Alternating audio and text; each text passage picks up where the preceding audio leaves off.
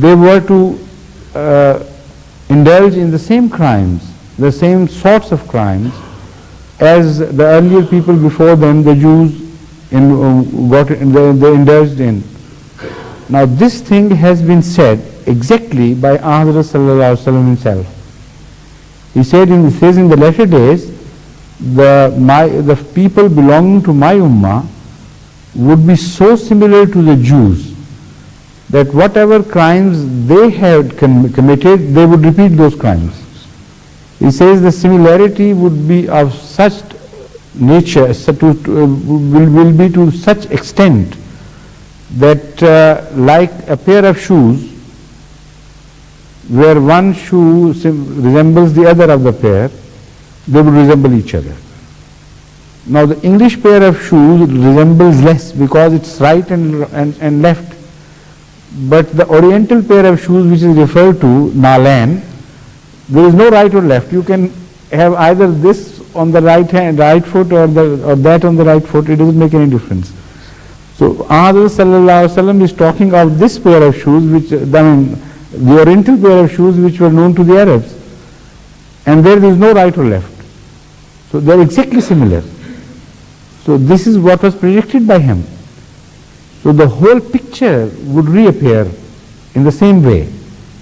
The people would be the same as were the people which confronted Jesus Christ, peace be upon him. And the criminal habits, their attitudes towards religion, their superficialities, and strict obedience in some cases to form, and forgetfulness about the pith and the essence of the religion, they were all to be repeated, then they have been repeated.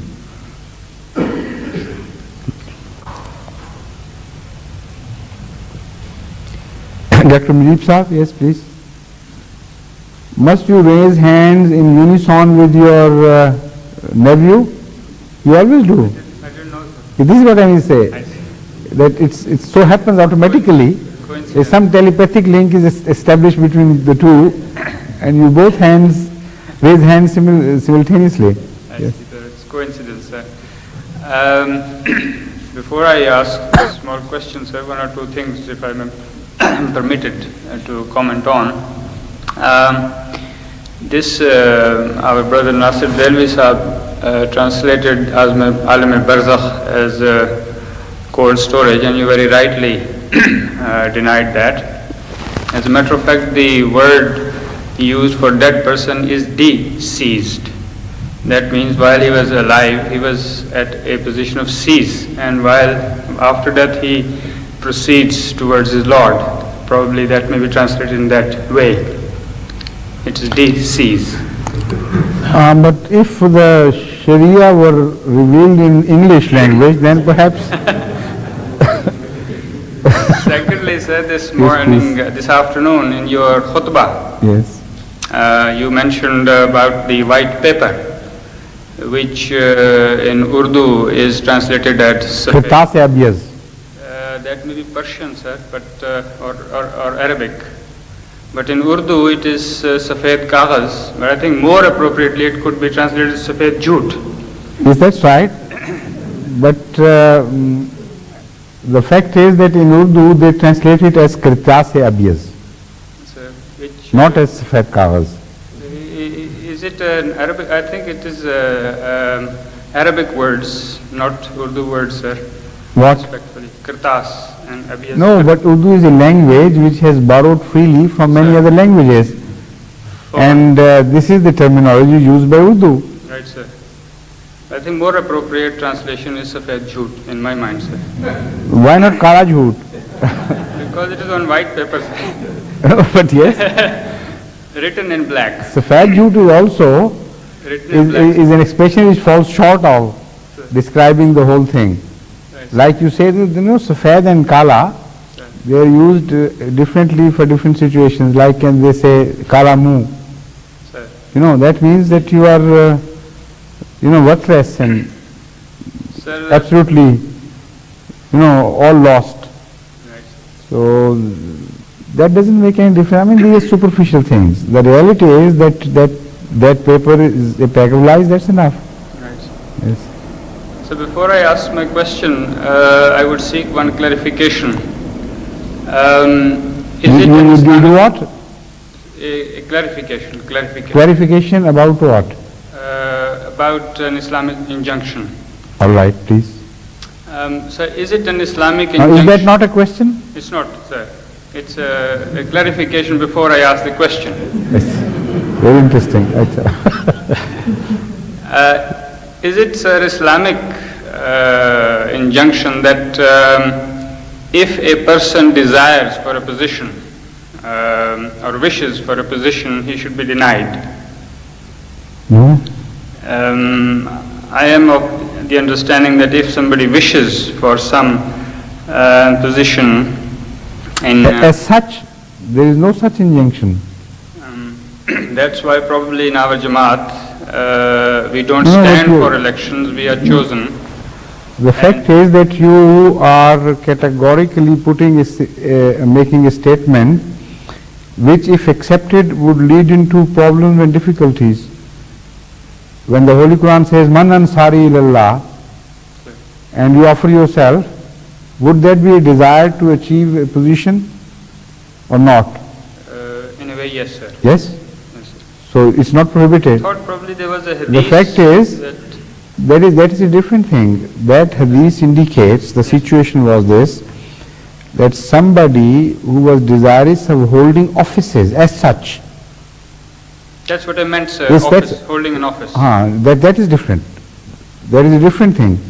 Yes, sir. If for the sake of office, you offer your name so that your name becomes bigger with the attachment of that office, that is discouraged and in fact condemned by Islam.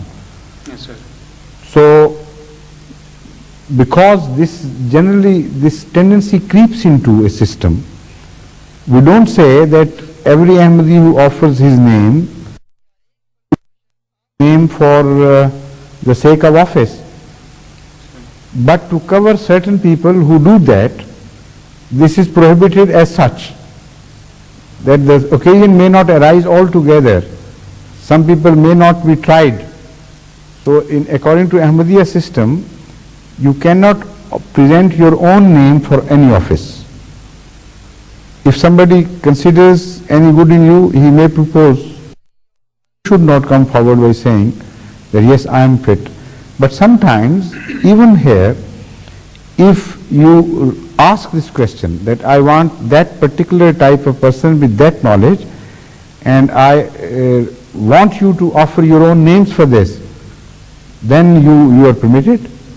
So it's not a law which has no exceptions. The main philosophy is this, that anything which promotes egotism in man should be discouraged. That's all.